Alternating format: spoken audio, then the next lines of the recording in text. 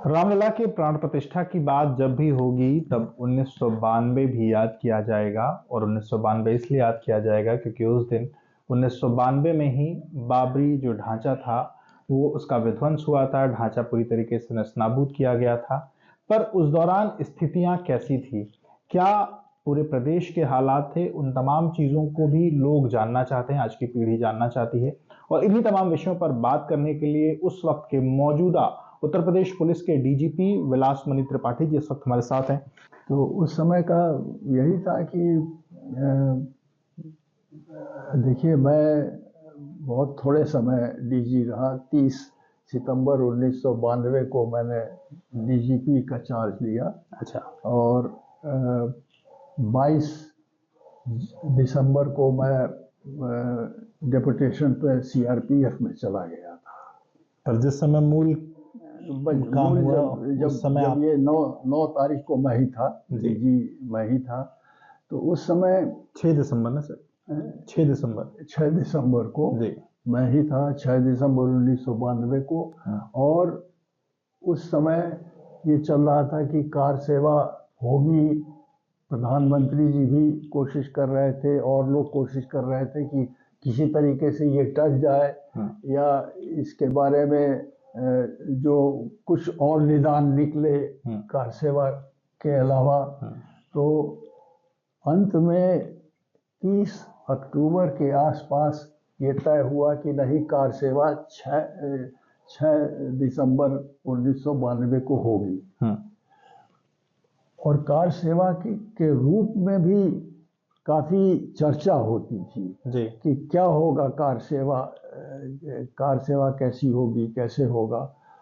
अंत में मैं ज़्यादा नहीं कहना चाहता हूँ। अंत में ये तय हुआ कि सांकेतिक कार सेवा होगी। जी तो सर एक चीज़ में रोकना, क्योंकि कार सेवा के नाम पर कई बार विश्व हिंदू परिषद और ये तमाम लोग वहाँ जुटते रहे हैं। तो क्या इस बात की कोई आशंका थी कि कार सेवा इतने बड़े स्तर पर हो जाएगी? क्या कुछ ऐसा था? आपने सांकेतिक का जिक्र किया, लेकिन क्या इस बात का मन में कुछ भय था या ये था कि बड़ी संख्या में लोग आएंगे? नहीं, ये तो हम लोगों को मालूम था कि बहुत से लोग आएंगे। अच्छा। हाँ, इसमें कोई ये बात नहीं है। और ये विभिन्न प्रदेशों से हम लोगों ने पुलिस की ओर से कहा भी था कि आप हमको बताइए कि कितने लोग आपके यहाँ आएंगे। अच्छा। उनके कौन कौन से नेता लोग हैं। हाँ। कौन ऐसे व्यक्ति हैं जिनसे कुछ खतरा हो सकता है, ये पूछा गया था। अच्छा। ये उनसे बात, ये तो एक प्रक्रिया है जो हमेशा होती है। तो वो हमको तो क्या सर इसकी पूरी लिस्ट तैयार हुई थी, कौन कौन लोग आ रहे हैं? पूरी लिस्ट तो नहीं मैं कहूँगा, क्योंकि 3 लाख 3.5 लाख की लिस्ट कोई नहीं है। लेकिन अगर कोई ऐसी बात आई थी सामने की इनसे कुछ संभावना है कि वो कुछ गड़बड़ कर सकते हैं, तो उसकी पूरी तरह जांच की गई और पूरी तरह देखा गया है। जहाँ ये लोग ठहरे थे वहाँ जाकर के देखा गया कि कैसे हैं। और ये बात जब सही नहीं पता चला कि कश्मीर से कुछ लोग आने वाले हैं। अच्छा। हाँ, पता चला कि यहाँ से, तो ये मतलब ये एक सूचना थी। उसको जब चेक किया गया तो ऐसा कोई नहीं, मतलब अफवाह फैलाई गई? ऐसा अफवाह नहीं, उनकी तरफ से ये पता चली होगी तभी उन्होंने हमें भेजा। अच्छा। कि ये संभव है कि आप ये लोग कुछ कर सकते हैं। जब चेक किया गया तो पता चला वो आए नहीं है या ऐसी कोई बात नहीं है। तो इसमें है, हम लोग को मालूम था कि 3 लाख 3.5 लाख के लगभग आदमी आएंगे। तो सर अगर पुलिस प्रबंधन की बात की जाए, किस तरीके से पुलिस का डिप्लॉयमेंट हुआ था? क्या बाहर से भी फोर्सेस डिप्लॉय की गई थी? कौन कौन सी फोर्सेस को आप लोगों ने बुलाया था? कैसे कैसे पुलिस का डिप्लॉयमेंट कैसे? देखिए, पुलिस का डिप्लॉयमेंट तो ये था कि बाहर की जो सेंट्रल फोर्सेस हैं उनको इस्तेमाल करने की फेवर में मुख्यमंत्री जी नहीं थे। कल्याण सिंह जी। वो कुछ कारण थे, कुछ ऐसा कि उनको लगा कि वो लोग बिल्कुल 100% रिलायबल नहीं है। और सेंटर को ये था कि पीएसी रिलायबल नहीं है। दोनों गलत थे। अच्छा, मैं ये कहना चाहूंगा मतलब सेंटर भी उत्तर प्रदेश के फोर्सेस पर, पीएससी पर विश्वास नहीं कर रहा था, जैसे मारा साहब। उत्तर प्रदेश पुलिस की बात मत करिए, केवल उस स्तर पर था कि हम उनकी फोर्सेस को यहाँ अयोध्या में नहीं लगा। अच्छा, वैसे उनकी उनकी कई कंपनीज थी, 40 कंपनी के लगभग थी, जो कि हम लोगों ने एंटी टेररिस्ट उसमें लगाया था। अच्छा, याद करिए कि उस समय उत्तराखंड भी हमारा ही भाग था जी। और वहाँ पर पंजाब की टेररिज्म का स्पिल ओवर वहाँ पर हुआ था और तराई में बहुतेरे कांड हुए थे। हमको 3-4 महीने हम रहे, लेकिन हमको जाना पड़ा 2 या 3 बार उत्तराखंड वहाँ पे जाना पड़ा। अच्छा। तो वहाँ पे करीब 40-50 कंपनी, मैं इस समय पूरा नहीं बता सकता हूँ, लेकिन ये कि एक सब्सटेंशियल फोर्स वहाँ पे सीआरपीएफ की और कई जगह ही नागालैंड पुलिस से हम लोगों ने मदद ली थी, कई जगह से ली थी, तो वो वहाँ पे लगाया गया था। कई और जगह भी डिप्लॉयमेंट हुए थे, जैसे अलीगढ़ है जो कम्युनली सेंसिटिव माने जाते हैं, तो वहाँ भी इनको लगाया। अयोध्या में उनको नहीं लगाया गया था। केवल 4 कंपनी सीआरपीएफ की अयोध्या में डिप्लॉय की गई थी और वो 4 कंपनी आइसोलेशन कॉर्डन में थी, बिल्कुल गर्भगृह के अंदर ही। अच्छा, बाहर में जो ढांचे वाली जगह बाहर और कहीं उनकी, वहाँ उत्तर प्रदेश पुलिस और पीएसी वो लोग थे ना। पीएसी की करीब 34 कंपनी हमने अलग से दी थी। अच्छा, और करीब 10-12 SPs, 15-20 deputy SPs, sub inspector, head constable, करीब 1,500-2 हजार अलग से, 2100-2300 अलग से कांस्टेबल्स और हेड कांस्टेबल्स दिए गए थे। तो फोर्स बहुत दी गई थी और फोर्स का रीइंफोर्समेंट काफ़ी किया गया था और अधिकारी गण काफ़ी दिए गए थे कि अब जैसे कि मैजिस्ट्रेट के साथ में डिप्टी एसपी और एडिशनल एसपी इनके स्तर के लोग थे कि ये रोक पाएंगे।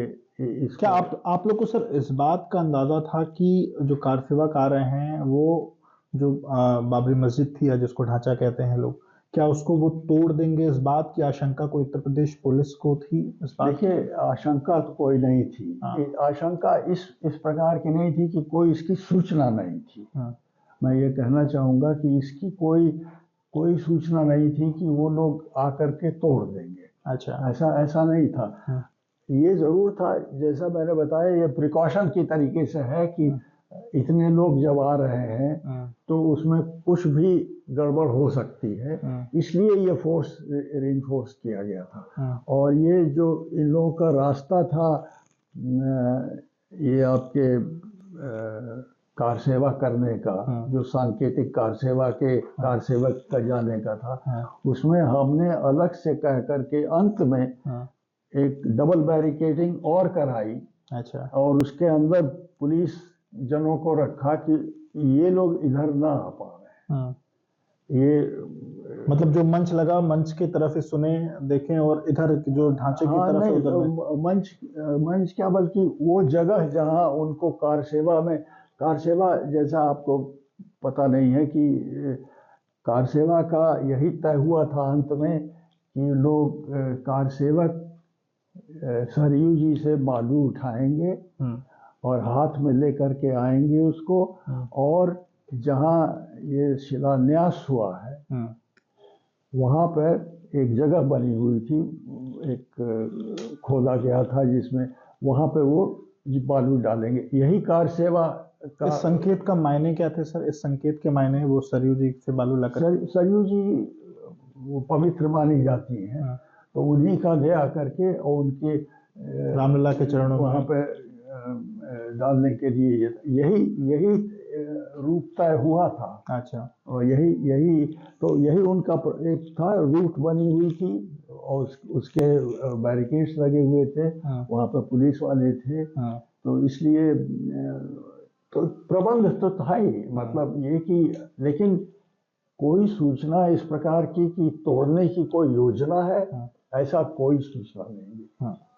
अच्छा, तमाम कारसेवकों से भी हम लोगों ने बातचीत की। कारसेवकों ने कहा कि तकरीबन 1 महीने पहले से उनकी इस बात की योजनाएं चल रही थी। उन्होंने सब्बल से लेकर के गैंती और तलवारें, त्रिशूल, ये तमाम चीजें उन्होंने उनको मुहैया कराई गई थी। दिल्ली के एक बड़े नेता का लोग नाम ले रहे थे कि उन्होंने ये तमाम चीजें उनको मुहैया कराई, और उसके बाद जब वो निकले कार सेवा के लिए तो उस दौरान पुलिस उनके बीच में आई, तो उन्होंने जो हथियारों का प्रदर्शन करके पुलिस को भी पीछे कर दिया। इसको लेकर के क्या आपके पास क्या तथ्य है? क्या ये गलत है। अच्छा, हाँ, मैं नहीं समझता हूँ इस प्रकार की कोई सूचना हमको कोई नहीं मिली कि कोई किसी नेता ने ये ब्रह्मदत्त द्विवेदी जी का नाम लोग लेते हैं कि उस वक्त ब्रह्मदत्त द्विवेदी उस समय थे भी, मेरे विचार से तो थे नहीं, लोगों ने ऐसा कारसेवकों का कहना है। अब मैं गलत हो सकता जी, कारसेवकों का ये कहना है कि ब्रह्मदत्त द्विवेदी जी ने पहले, देखिए पहले वो कारसेवकों का बहुत पक्ष लेते थे। उनको मैं जानता हूँ। लेकिन वो खैर उनकी शायद हत्या बाद में हुई है। तो 95 में तो गेस्ट हाउस कांड के बाद ऐसा देखिए, अगर वो ब्रह्मदत्त द्विवेदी जी करते तो उसकी सूचना हम लोगों को मिलती। अच्छा, मैं ये नहीं मान सकता हूँ कि वो यहीं रहते हुए, उत्तर प्रदेश में रहते हुए और इस प्रकार का कोई वो काम करेंगे और वो हम लोग तक सूचना नहीं मिलेगी। ऐसा संभव नहीं है। मैं नहीं समझता हूँ। कहने को तो देखिए बाद में बहुत से लोगों ने इसका श्रेय लिया होगा, मैं नहीं कह सकता हूँ। लेकिन ऐसी सूचना कोई नहीं मिली कि ब्रह्मदत्त द्विवेदी जी ने तलवार या इस प्रकार का। अच्छा सर, चूंकि मुख्यमंत्री ने उसके बाद खुद सब कुछ अपने ऊपर लिया कि मैंने ये मेरे आदेशों पर हुआ, मैंने किसी तरीके कुछ होने नहीं दिया, क्या आपको लगता है कि मुख्यमंत्री की इस बात की मंशा थी? आप लोग को क्लियर कुछ एडवाइस ऐसा था? मतलब क्योंकि मुख्यमंत्री जिस तरीके से कल्याण सिंह जी ने बाद में कहा कि मैंने वहां पर कुछ होने नहीं दिया या गोलियां नहीं चली है, इस तरीके की चीजें उन्होंने कहा कि मैं सब कुछ अपने ऊपर लेता हूं, फिर बाद में उसका इस्तीफा भी हुआ। तो क्या लगता है कि उनकी मंशा थी ये एज इट इज जो हुआ ऐसा हो जाए और आप लोग तक वो सूचना नहीं? मैं समझा हूँ, जो हमारा इंटरेक्शन उनसे हुआ, वो किसी हालत में इस ढांचे को गिरने नहीं देना चाहती। अच्छा, हाँ, ये मैं स्पष्ट रूप से कहना चाहूँगा। अच्छा, वो किसी हालत में नहीं देना चाहते थे ये क्योंकि इन्होंने लिख करके अपनी नेशनल इंटीग्रेशन काउंसिल को दिया था। इन्होंने एफिडेविट दिया था सुप्रीम कोर्ट को कि ये हमारी जिम्मेदारी है, ये स्टेट की जिम्मेदारी है कि हम लोग इसको रोकेंगे और किसी प्रकार की क्षति नहीं होने देंगे। मैं नहीं समझता हूँ इसको। अब वो बाद में जो उनका ये कहना कि मैं इसकी जिम्मेदारी लेता हूँ, ये तो एक मैं कहता हूँ कि पॉलिटिकल नहीं, पॉलिटिकल भी नहीं है। ये तो कहते हैं लोग कि जिम्मेदारी जो अध्यक्ष जो टॉप पर है वही जिम्मेदार हैं इसके लिए। अच्छा।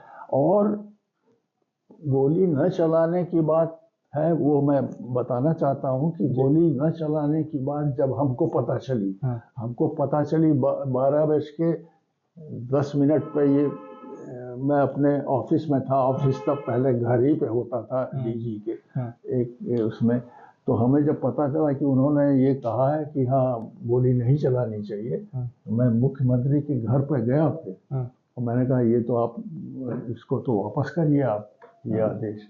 बोले अब ऐसा है कि वहाँ पे औरतें हैं और बच्चे हैं। हमने कहा ये भी बात सही है, ये भी हम लोग को मालूम है, और उसमें कई लोग हैं जो जेन्युइन पिलग्रिम्स हैं, वो खाली दर्शन करने को आए हैं। तो बोले गोली अगर चलेगी तो उनकी मृत्यु। हमने कहा ये संभव है, लेकिन दिमाग में कुंठा नहीं रहनी चाहिए पुलिस की या किसी के कि हम फायरिंग नहीं करें। इसके मतलब कई लोग ऐसा लगा लेंगे कि हम कोई फोर्स इस्तेमाल नहीं करें। ये दिमाग में हो सकता है कि उनके मन में ये उठे, तो इसलिए आप इसको वापस लीजिए। तो दुखी से उनका कि देखिए अब मैं तो डिस्ट्रिक्ट मजिस्ट्रेट ने ये इसका रिकमेंडेशन लिया है, और ये आप पता नहीं जानते हैं कि नहीं, डिस्ट्रिक्ट सेंट्रिक है। आदेश जो है वो मजिस्ट्रेट देगा और पुलिस का अधिकारी देगा जी। तो उसी को वो उन्होंने मान लिया। एक प्रकार से कहा कि हमने मान लिया। ये मैं नहीं कह सकता हूँ कि ये यहीं से पहले कहा गया, मतलब मौजूदा जिलाधिकारी या मौजूदा पुलिस कप्तान वो नहीं चाहते थे कि वहाँ गोली चले, ऐसा मुख्यमंत्री जी ने बताया। अच्छा। और जब मैं रात को गया, इसके बाद रात को वहाँ गया तो उन लोगों ने यही हमसे कहा कि साहब हम लोगों ने यही कहा था कि इस समय गोली चलाना नहीं चाहिए। दोनों आके मिले थे हमसे, कहा था बेसिकली। तो सर चूंकि गोली की बात हुई तो एक छोटा सा वाकया, क्योंकि 1990 में जिस तरीके का जो गोली कांड है उसके बाद मौजूदा सरकार पर तमाम आरोप लगे, आप कैसे देखते हैं क्या जो गोलियां चलाई गई, क्योंकि उसको जो एक पक्ष है वो ये कहता है कि मजबूरी थी, पर एक पक्ष कहता है कि राम भक्तों पर गोलियां चलवाई और वो अन्याय हुआ। दोनों पक्षों के अपने अपने राय, चीजें अलग हैं, लेकिन आप पुलिस में चुकी थी, आप कैसे देखते हैं 1990 वाली जो घटना थी? देखिए, मैं ये नहीं कहूँगा कि उसमें इन लोगों ने जानबूझ के कोई ऐसा किया हो। हालांकि एक बात बता दें, कई लोगों ने ये कहा है कि उसमें ज्यादती बहुत हुई थी। वो 1990 में सब रोक दिए गए थे, लोग हॉस्पिटल नहीं पहुंच पाए थे, इत्यादि इत्यादि। अच्छा। बहुत सी ऐसी बात। तब हम इंटेलिजेंस में भी नहीं थे, तब हम दूसरी जगह थे। लेकिन वो हमने ये देखा कि उससे जनरल जनता को बहुत असुविधाएं हुई थी। तो इसलिए बहुत पहले रोक देना भी एक खतरे की बात है गवर्नमेंट के लिए या गवर्नमेंट की उसके लिए।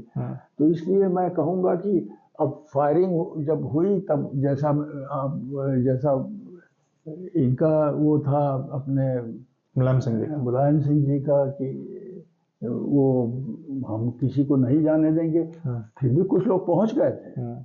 मतलब इसके बाद भी, फायरिंग के बाद भी कुछ लोग गए, कुछ थोड़ी बहुत छोटी मोटी तोड़फोड़ भी की थी उसमें 1990 अक्टूबर और नवंबर को।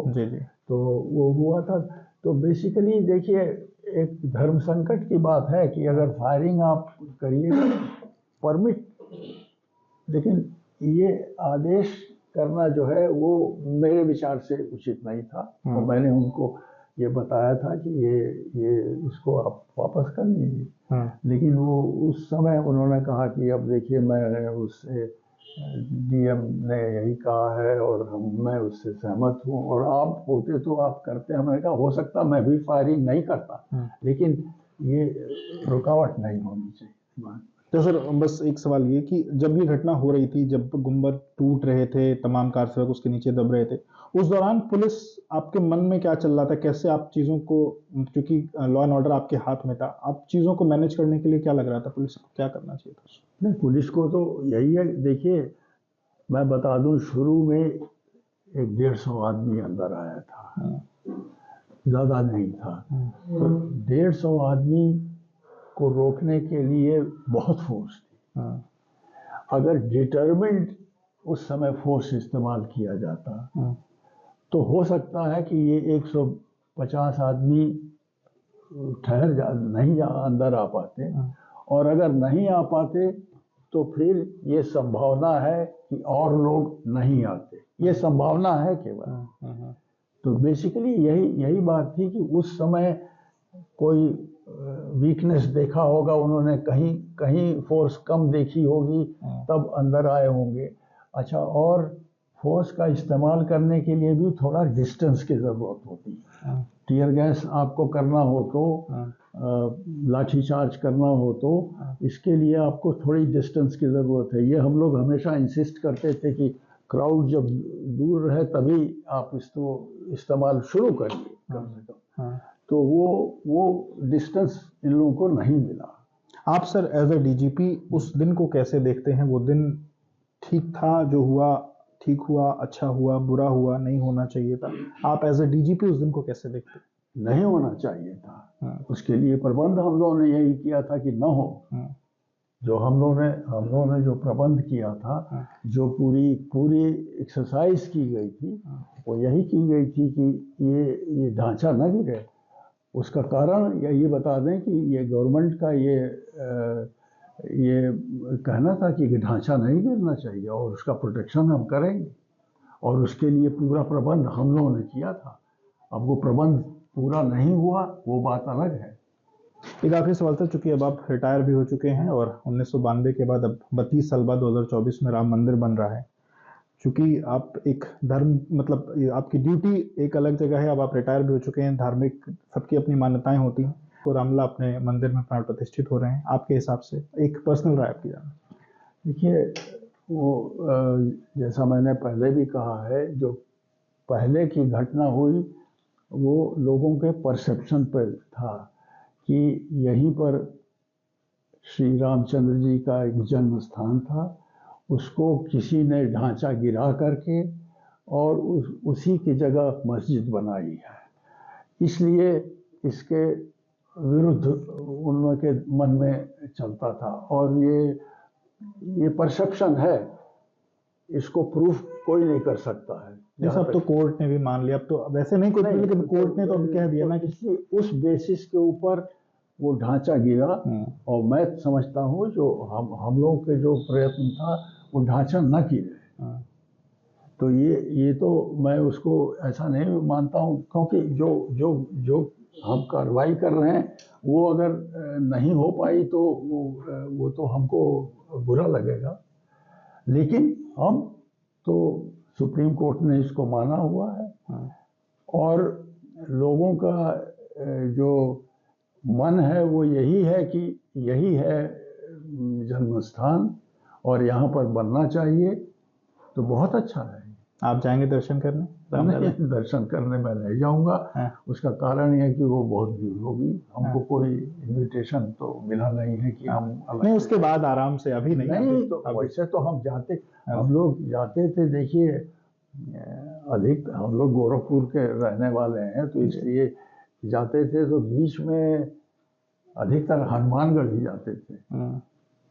और रामलला जी के दर्शन तो हमने एक बार केवल किया था, पहले जब मतलब सर्विस में तो थे, लेकिन ये कि बहुत पहले की बात है। और तब ऐसा लगा था कि एक मेकशिफ्ट अरेंजमेंट है ये रामलला का जो। क्योंकि अब अपने दिव्य दरबार में जा रहे हैं, अब जाएंगे, अब अपने दिव्य दरबार में वो जा रहे हैं, अब जाएंगे दर्शन करने। कभी दर्शन करने तो जाएंगे कभी, जब एक क्यूरियोसिटी तो है ही है कि कैसा बना है, कैसा हुआ है, क्योंकि वो तो हमने देखा है, जो नहीं रहा वो तो उसका तो देखा था। बिल्कुल। तो आप शिवलास त्रिपाठी जी को सुन रहे थे, जिन्होंने एबीपी से अपने उस पूरे वाक्य के बारे में जो उनकी स्मृतियां थी उसको साझा की। आप जुड़े रहिए एबीपी के साथ।